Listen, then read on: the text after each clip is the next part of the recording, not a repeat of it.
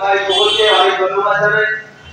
যারা এই পাঁচটি মানুষ যারা এখানে আমাদের অনুষ্ঠানটা শুনছে এবং আমার আওয়াজটা যতটুকু যাচ্ছে তাদেরকে আমি সামান্য দুর্নীতি নিয়ে প্রত্যেকে যাদের বক্তব্য রেখেছেন এবং সংবাদপত্র শুনেই আমরা হচ্ছে যে কি পরিমাণ দুর্নীতিতে বলা অব্দি এই সরকারটা ডুবে আছে। দেখুন আপনারা এখন আমরা সরকার করতে যাচ্ছি ভারতবর্ষের আলাদা জন্য, যেটা আমাদের কোনো পঞ্চায়েত কিংবা কোনো রাষ্ট্রের আলাদা ভোট নয়, এটা হচ্ছে দেশ আলাদা ভোট। আমরা যাকে পাবো সেটা আমাদের দেশের মুখ উজ্জ্বল করে, কিন্তু দুর্ভাগ্যক্রমে আমি দেখতে পাই অনেকগুলি আমাদের পাসওয়ার্ডটা বিক্রি করে দিল, মানে দেশের আমাদের যে সিকিউরিটি এরকমই বিক্রি করে দিচ্ছে। আসার পর তারপরে যখন বিক্রি হবে উনি ক্যান্ডিডেট হয়ে গেল। বলুন না যে পার্লামেন্টে আমাদের যে বিধানসভায় সরকারি সাধারণটা আগেই বলে দিল ওর কিছুই করেনি, ওকে বেকার বেকার এখন থেকে সব হ্যারাস করছে।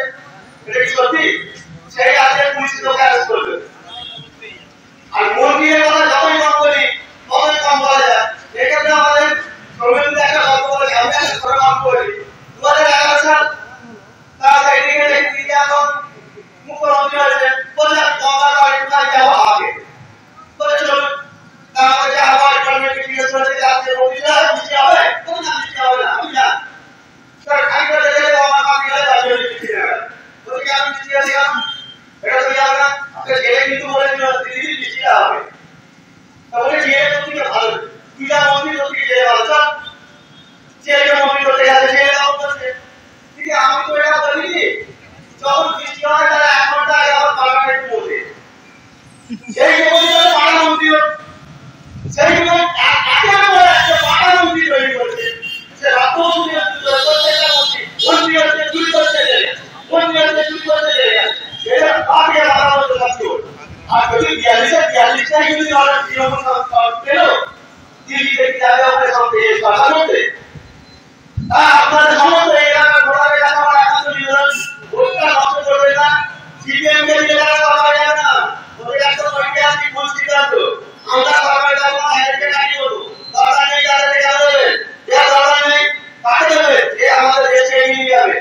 একটাই আছে, এইটুকু দাঁড়িয়ে আমাদের আছে নরেন্দ্র মোদী দিয়ে দেবে, চোখদান হয়ে যাবে। দেশ থেকে সুপার পাওয়ার তৈরি করতে নিয়ে যাচ্ছে। পাকিস্তান নিয়ে একজন ছিলেন যে পাকিস্তানের নাকি যে পার্লামেন্টে একটা ভাষণ দিচ্ছে যে আমরা মিথ্যা বলার জন্য বলছি, ভারতবর্ষ সুপার পাওয়ার বলার জন্য বলছি। এখানে সব বুঝুন কাহাকে বেচা দিয়ে দেন 10 জনের দুর্নীতি নেই, আর এখানে সরকার বলছে দুর্নীতি পর দুর্নীতি। তার সিট যদি কাকে দিয়ে করতো মহিলাকে একদম সেলিয়ে তৈরি করে করতো। আর এই সরকার এত যেখানে হাত দেবে সেখানেই দুর্নীতি দুর্নীতি দুর্নীতি। নির্দিষ্ট মুখ্যমন্ত্রী চলে একটা এখন বিজেপি ভালো দিচ্ছি। আরে সুন্দর সরকার মধ্যে করে দিচ্ছে শিক্ষার বর্গিতা চলে আসে দরকার উচিত। তাই আমার বক্তব্য সবাই করে ভালোভাবে অনেক কথা বলেছে। আমার একটাই আবেদন যে আপনারা এখানে আগামী 20 তারিখ আমাদের প্রার্থী রাষ্ট্রার কমিশনার বসকে বক্তব্যে ভোট দিয়ে বিপুলভাবে ফিরে আসুন। অনেক সময় শুনছেন আমাদের সেখানে পেছন দিক থেকে গুলি করে বা যেভাবে ভাবে বেড়ে গেছে। আজকে 10 বছর আগে যখন কংগ্রেস সরকার ছিল 2014 সাল থেকে মোদী আসার পর থেকে আমরা ভাবেন তো সেই পাকিস্তান এখন বর্ডারের দিকে তাকাতে ভয় পায়। এটা আমাদের গর্ব, আমাদের দেশের গর্ব যে মোদী আসার পর পাকিস্তান এখন এই বর্ডারকে দেখতে ভয় পায়, চীন পর্যন্ত এই বর্ডার আছে ভয় পায়। আর আপনারা জানেন দেখেছেন যে করোনার সময় আমাদের মোদীজি কিভাবে আজকে প্রত্যেকটা মানুষকে আমাদের কিন্তু এই আছে যেভাবে প্রত্যেকটা দেশে অ্যাডমিট হতে হয়েছে একটা সামান্য ভ্যাকসিন নেওয়ার জন্য, সেটাও আমাদের বিজেপি লোককে এখানকার পশ্চিমবঙ্গের মোদীজি বিয়োগ করেছে ভ্যাকসিন পাঠিয়েছে, সেই ভ্যাকসিন কিন্তু আমরা এখানে পেতে অসুবিধা হচ্ছে। মোদীকে আশীর্বাদ ধন্য প্রার্থী ব্যারিস্টার কবির শঙ্কর ঘোষের সমর্থনে আমরা জগৎবল্লভপুর অঞ্চলে এই কালীতলা বাজারে পথসভা আয়োজন যে করা হয়েছে, সেই পথসভার মঞ্চ থেকে আমাদের মঞ্চে উপস্থিত আছে কার্যকর্তা কর্মী এবং আমাদের এই পথসভা যারা শুনছেন তাদের প্রত্যেককে, তার পাশাপাশি আমার মাইকের আওয়াজ যত দূর পর্যন্ত যাচ্ছে তাদের প্রত্যেককে আমি শুভ বাংলা নববর্ষের অনেক অনেক শুভেচ্ছা এবং জাতীয়তাবাদী গৈরিক অভিনন্দন জানিয়ে দুই চার কথা বলছি। বন্ধু, আমাদের এই আজকের পথসভা বিকাল থেকে দীর্ঘ সময় পর্যন্ত চলছে, তো আমি বেশি কিছু বলবো না, আমি ছোট করে দুই চার কথা বলে আমাদের এই আজকের পথসভা সমাপ্ত করব। বিগত 2011 সালে আমাদের রাজ্যে যে বর্তমান তৃণমূল সরকার গঠিত হয়েছিল, সেই সরকারের থেকে আমরা রাজ্যবাসী অনেক প্রত্যাশা করেছিলাম। আমাদের মতো আপনারা অনেকে প্রত্যাশা করেছিলেন যে আমাদের রাজ্যে শিল্প হবে, আমাদের শিক্ষা ব্যবস্থা, স্বাস্থ্য ক্ষেত্রে উন্নতি হবে, আমাদের যারা বাড়ির যারা লেখাপড়া করছে সেই সমস্ত ছেলে মেয়েদের চাকরি হবে, তাদের ভবিষ্যৎ উজ্জ্বল হবে। কিন্তু তার পরিবর্তে আমরা কি দেখলাম? শিক্ষায় ব্যাপক দুর্নীতি।